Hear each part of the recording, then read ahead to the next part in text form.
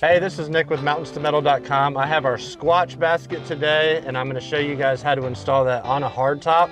Normally with a soft top, you would use this bag of hardware, but we don't need that today. So all we're going to do is loosen up these latches, slide this thing into place, and it really is that simple, and I want to show you guys how to do that.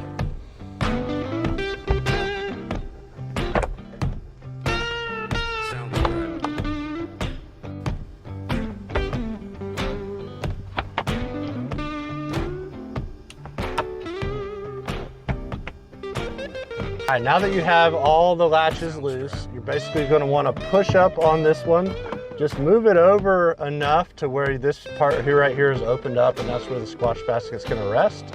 We're going to take our Squatch basket, you can hold it up in the air, and just pop your passenger side up just a little bit so you can see some daylight, and then you can lock this one back down.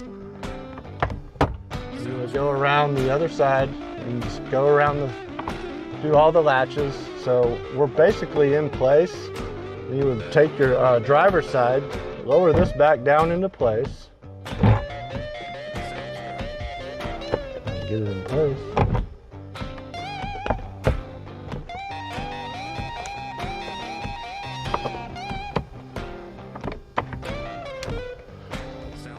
There you go. Now you have a Sasquatch pack or a Squatch basket in your hardtop. Really is that easy. So I just wanted to show you guys that. A lot of people have been asking. It's in the instructions to not use the hardware, but I've had some people try to use the hardware and install it, but you don't need it. I just wanted to show you guys that all you got to do is pop your panels up, see a little daylight, and slide that thing into place, and you're good to go.